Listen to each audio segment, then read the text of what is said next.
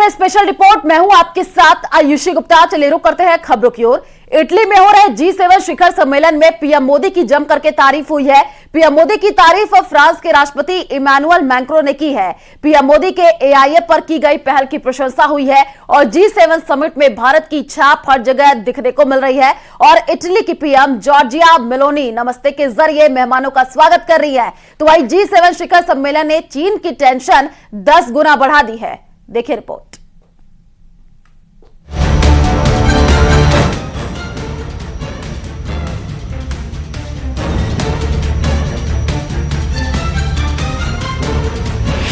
G7 में भारत का दम, मोदी का ग्लोबल अंदाज। भारत के साथ हाथ मिलाने के लिए सुपर पावर बेटा। G7 में टॉप पर पीएम मोदी का एजेंडा। बड़ा मंच, बड़े लीडर और बोल्ड फैसले। इटली के अपुलिया में सुप्रीम लीडर्स के बीच दिखी गर्मजोशी ने कई मुल्कों की टेंशन बढ़ा दी है। ये मेल मिलाप, सार्थक वार्तालाप बड़े मसलों को एक झटके में हल करने की गारंटी दे रहे हैं, क्योंकि इटली के अपुलिया में G7 का स्टेज सजा है। दुनिया की सबसे बड़ी आर्थिक शक्तियां यहां जुटी हैं। वैश्विक मसलों के समाधान की कोशिशें हो रही हैं, लेकिन जिस एक हस्ती ने इस बार G7 की सारी सुर्खियां बटोरी हैं, वो हैं भारत के प्रधानमंत्री नरेंद्र मोदी। पीएम मोदी का ऐसा जोरदार वेलकम इटली में हुआ है जिसकी हर जगह चर्चा है। G7 में मोदी की धूम मची है। पीएम मोदी से मेल मुलाकात के लिए शक्तिशाली देशों के सुप्रीम लीडर की बेताबी देखते ही बन रही है। मेजबान इटली की प्रधानमंत्री जॉर्जिया मेलोनी ने G7 में सबसे ज्यादा अहमियत पीएम मोदी को दी है। G7 जैसे बड़े मंच पर भारत का ऐसा दबदबा देख कुछ देशों की बेचैनी भी बढ़ गई है। इटली में हो रहे G7 शिखर सम्मेलन पर दुनिया भर की निगाहें टिकी हुई हैं, क्योंकि G7 में जुटे लीडर निर्णायक फैसले ले सकते हैं। G7 में कौन कौन मौजूद है, ये जानिए। इटली के प्रधानमंत्री जॉर्जिया मेलोनी के निमंत्रण पर पीएम मोदी G7 के आउटरीच सत्र में भाग लेने पहुंचे हैं। अमेरिका के राष्ट्रपति जो बाइडेन G7 समूह के सदस्य के तौर पर समिट में हिस्सा ले रहे हैं। फ्रांस के राष्ट्रपति इमैनुअल मैक्रों, ब्रिटेन के प्रधानमंत्री Rishi Sunak, German chancellor Olaf Scholz, Canada के राष्ट्रपति जस्टिन ट्रूडो और जापान के प्रधानमंत्री फूमियो किशिदा भी समूह के सदस्य देश के नेता के नाते शिखर सम्मेलन में हिस्सा ले रहे हैं। इन ग्लोबल लीडर के साथ कई देशों के सुप्रीम लीडर को भी G7 समिट में निमंत्रण दिया गया है, क्योंकि इस बार G7 का एजेंडा व्यापक है। इटली में जुटी महाशक्तियों का उद्देश्य दुनिया में बढ़ती महंगाई और व्यापार से जुड़ी चिंताओं के बीच वैश्विक अर्थव्यवस्थाओं को स्थिर करने के लिए आर्थिक नीतियों को कोऑर्डिनेट करना है।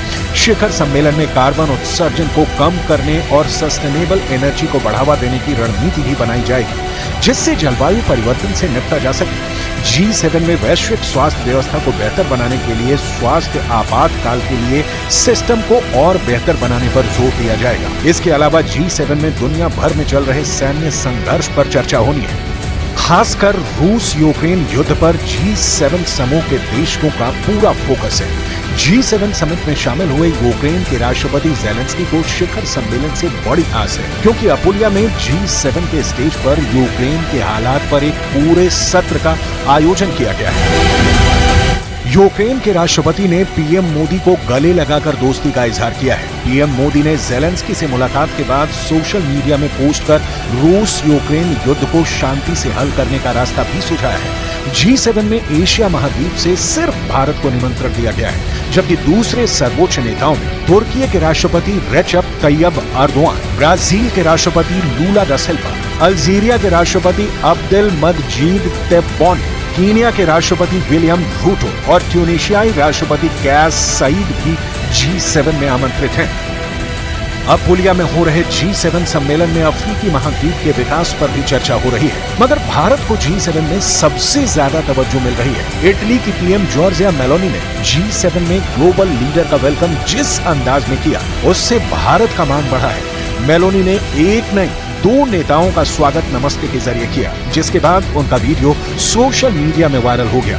G7 में नमस्ते डिप्लोमेसी का डंका बजने की वजह भी पीएम मोदी माने जा रहे हैं। भारत G7 का सदस्य नहीं, लेकिन एशिया महाद्वीप में सिर्फ पीएम मोदी को समिट में निमंत्रण देकर बुलाया गया है। विश्व बिरादरी में इसके बड़े मायने निकाले जा रहे हैं, क्योंकि इटली में हो रहे G7 शिखर सम्मेलन में भारत की छाप हर जगह दिखाई दे रही है। इसके पीछे दुनिया की सबसे बड़ी आर्थिक शक्तियों की कुछ मजबूरियां भी हैं। भारत की अर्थव्यवस्था G7 के 3 सदस्य देशों फ्रांस, इटली और कनाडा से भी बड़ी है। IMF यानी अंतर्राष्ट्रीय मुद्रा कोष के मुताबिक भारत दुनिया की सबसे तेजी से बढ़ने वाली अर्थव्यवस्थाओं में से एक है। यही नहीं, भारत की आर्थिक वृद्धि पश्चिमी देशों से अलग है, जहां अधिकतर देशों में विकास की संभावनाएं स्थिर हैं, वहीं भारत में ये संभावनाएं काफी ज्यादा हैं। भारत में 68% आबादी कामकाजी है और 65% आबादी 35 साल से कम की है। भारत में युवा, स्किल और सेमी स्किल्ड लोगों की अच्छी तादाद है। भारत दुनिया के लिए प्रमुख आर्थिक इंजन बन चुका है। भारत को साथ रहे G7 के सभी देशों को कई और समीकरण भी साधने हैं। अमेरिका, जापान और यूरोपीय देश ऐसी नीतियां बना रहे हैं जिनमें हिंद प्रशांत क्षेत्र के साथ करीबी बढ़ाने की बात है। पिछले कुछ सालों में ब्रिटेन, फ्रांस और जर्मनी यानी यूरोप के G7 देशों ने अपनी अपनी इंडो पैसिफिक रणनीतियां तैयार की हैं। इटली ने भी हाल ही में इंडो पैसिफिक क्षेत्र के साथ जुड़ने की इच्छा जताई है। भारत से रिश्ते प्रगाढ़ बनाना वक्त की जरूरत है, क्योंकि चीन जैसे चालबाज देश की गांठ किसी भी यूरोपीय देश में नहीं है। अमेरिका भी चीन से अकेले आर्थिक मोर्चे पर पिछड़ने लगा है। विस्तारवादी चीन को काबू करने का दम सिर्फ भारत रखता है। ये बात G7 के सभी सदस्य देश अच्छी तरह से जानते हैं। इसलिए दुनिया के दूसरे सबसे बड़ी आबादी वाले देश चीन को कभी भी इस गुट का हिस्सा नहीं बनाया जा सकता है। चीन की इकोनॉमी को भी G7 समूह एडवांस नहीं मानता है। और बड़ी जानकारी आपको दे दें, नीट विवाद पर बिहार से बड़ी खबर आ रही है। बिहार पुलिस की आर्थिक अपराध यूनिट यानी EOU ने नीट के 9 परीक्षार्थियों को नोटिस भेज करके पूछताछ के लिए बुलाया है। EOU इन 9 छात्रों से पूछताछ में ये जानने की कोशिश करेगी कि क्या उन्हें परीक्षा से पहले क्वेश्चन पेपर मिला था। बिहार पुलिस को नीट के जले हुए क्वेश्चन पेपर भी मिले हैं। तो इस वक्त की सबसे बड़ी जानकारी आपको दे रहे हैं। आपको बता दें कि बिहार से यह बड़ी खबर सामने आ रही है। नीट विवाद को लेकर के बिहार पुलिस की आर्थिक अपराध यूनिट यानी EOU ने नीट के 9 परीक्षार्थियों को नोटिस भेज करके पूछताछ के लिए बुलाया है और इन 9 छात्रों से पूछताछ में जानने की कोशिश करेगी कि क्या उन्हें परीक्षा से पहले क्वेश्चन पेपर मिला था। बिहार पुलिस को नीट के जले हुए क्वेश्चन पेपर भी मिले हैं। तो लगातार देखिए, इस पूरे मामले में जांच पड़ताल और भी ज्यादा तेज होती हुई दिख रही है और ये बड़ी जानकारी आपको दे रहा है, क्योंकि पिछले कई दिनों से नीट का जो मुद्दा है ये गरमाया हुआ है और इसी को लेकर के बिहार से बड़ी खबर सामने आ रही है। बिहार पुलिस की आर्थिक अपराध यूनिट यानी EOU ने नीट के 9 परीक्षार्थियों को नोटिस भेज करके पूछताछ के लिए बुलाया है।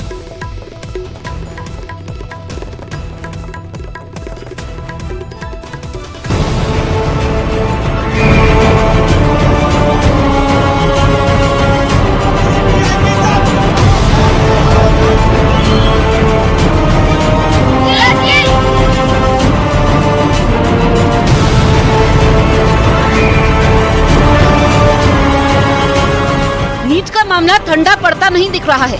सुप्रीम कोर्ट के साथ साथ देश भर की कई अदालतों में याचिकाएं डाली गई हैं। अदालत मामले की सुनवाई कर रही है, न काउंसलिंग रुकी है, न ही नीट UG 2024 को निरस्त किया गया है। NTA ने ग्रेस मार्क्स को रद्द कर दिया है और 1563 छात्रों के लिए 23 जून को री एग्जाम की तारीख तय कर दी है। लेकिन इससे नीट अभ्यर्थियों का आक्रोश कम नहीं हो रहा है।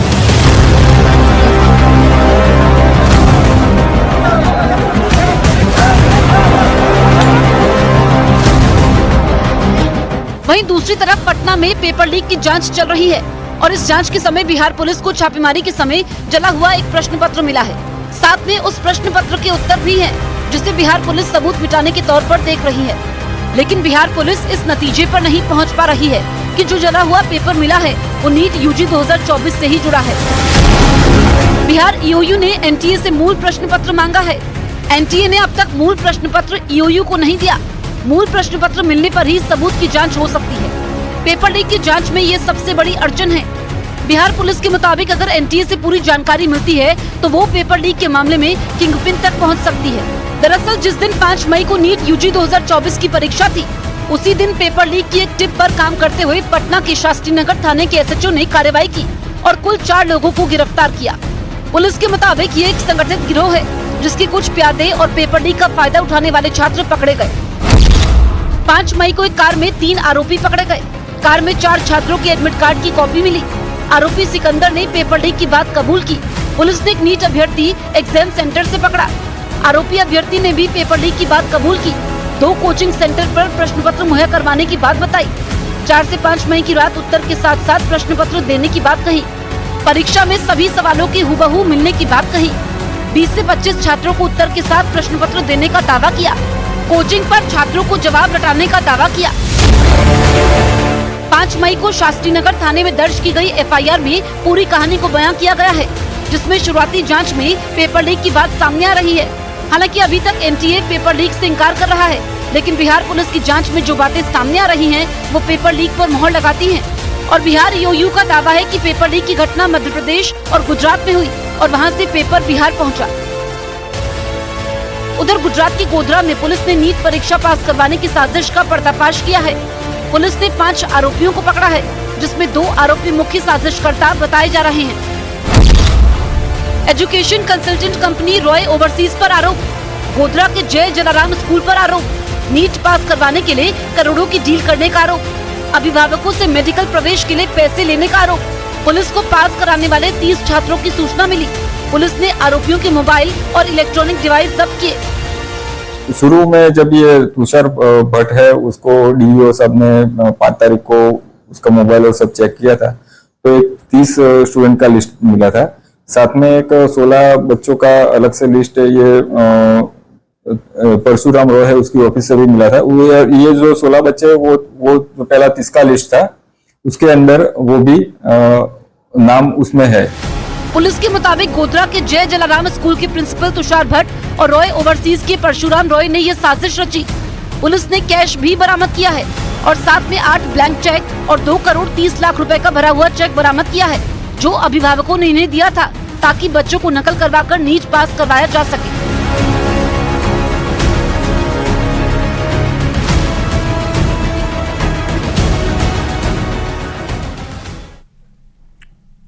तो आपको बता दें कि पीएम मोदी इटली से दिल्ली पहुंचे और पीएम मोदी इटली से भारत वापस लौटे हैं। G7 समिट में शामिल होने के बाद भारत जो है वो पीएम लौटे हैं। इस वक्त की ये बड़ी जानकारी आपको दे रहे हैं, क्योंकि देखिए प्रधानमंत्री नरेंद्र मोदी जो है G7 समिट में शामिल होने के लिए इटली गए थे और अब भारत लौटे हैं। ये जानकारी निकल करके सामने आ रही है। तो इस वक्त की ये बड़ी जानकारी आपको दे रहे हैं। G7 समिट में शामिल होने के बाद भारत जो है प्रधानमंत्री नरेंद्र मोदी लौटे हैं। तस्वीरें आपकी टीवी स्क्रीन पर है, हम आपको ये तस्वीर भी टीवी स्क्रीन पर दिखा रहे हैं। देखिए नरेंद्र मोदी जो है वो वापस भारत लौट आए हैं। ये पहली तस्वीर जो है सबसे पहले हम आपको दिखा रहे हैं। आपको बता दें कि प्रधानमंत्री मोदी ने इटली के अपुलिया में G7 सम्मेलन के दौरान जो है अमेरिकी राष्ट्रपति जो बाइडेन और जो है वहां पर मुलाकात करते हुए बातचीत करते हुए नजर आए। और अब जो तस्वीरें हम आपको दिखा रहे हैं, ये नरेंद्र मोदी आपको नजर आ रहे हैं, जो कि भारत वापस लौट आए हैं।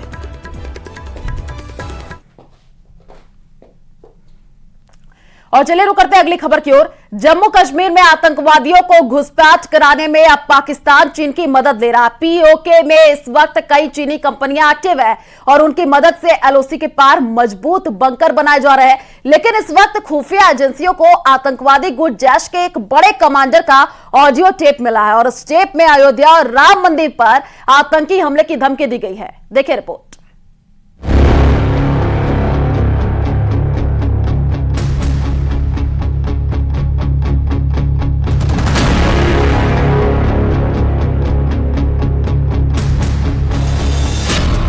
अयोध्या, अमरनाथ अब आतंकियों के रेडार पर हैं।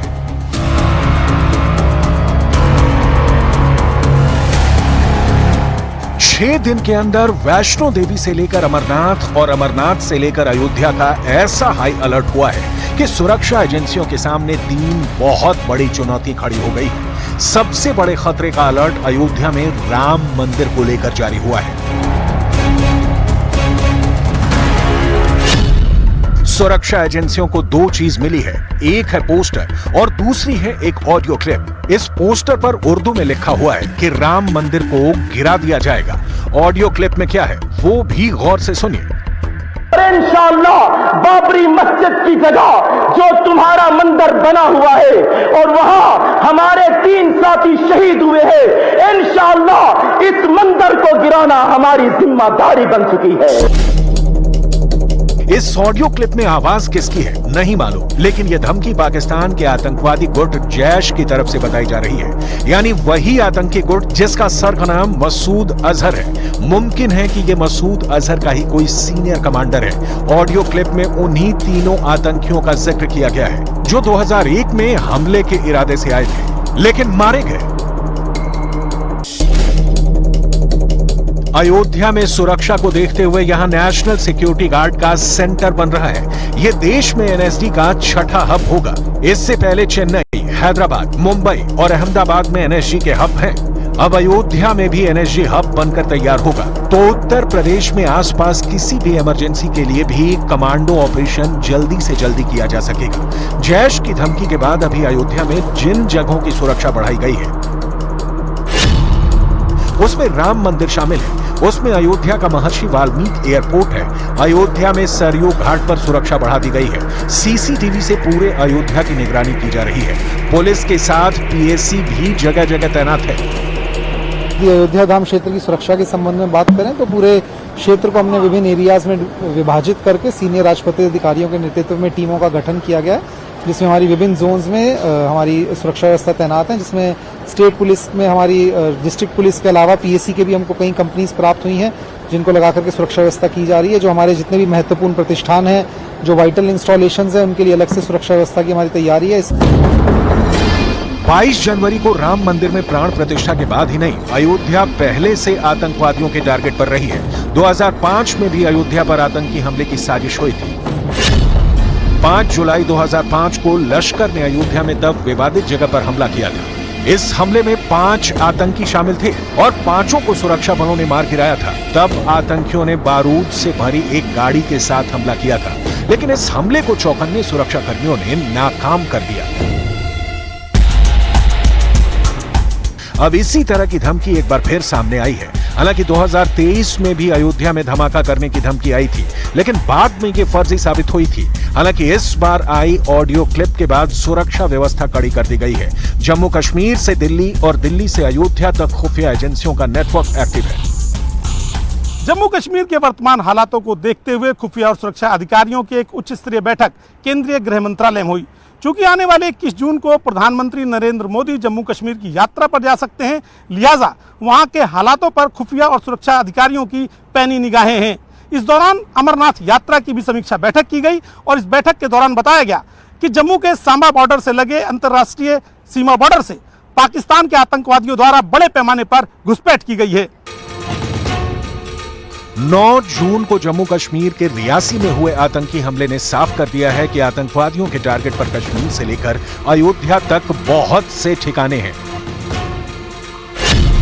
इसमें अयोध्या ही नहीं, अमरनाथ यात्रा ही नहीं, बल्कि वैष्णो देवी जैसी कई और जगह आतंकवादियों के रेडार पर हो सकती हैं। इन तीनों लोकेशन को लेकर इस वक्त गृह मंत्रालय काफी अलर्ट है। अमरनाथ यात्रा को लेकर सुरक्षा और जांच एजेंसियों के साथ गृह मंत्रालय ने अहम बैठक की है।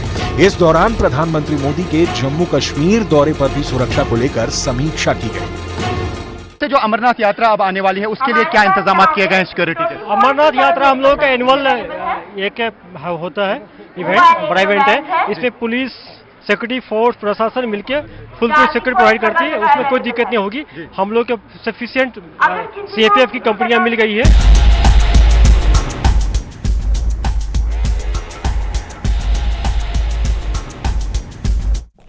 और चलिए रुक करते हैं अगली खबर की ओर। दिल्ली में पानी को लेकर के घमासान जारी है और राजनीति इस कदर हो रही है कि एक दूसरे पर आरोप प्रत्यारोप किए जाने लगे हैं और इन सब के बीच बिन पानी दिल्ली वालों का हाल बहुत बुरा है। देखिए रिपोर्ट।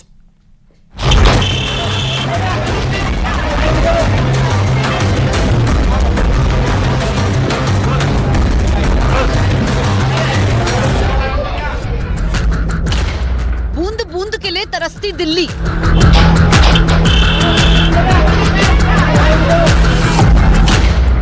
दिल्ली में पानी के लिए मचा गदर।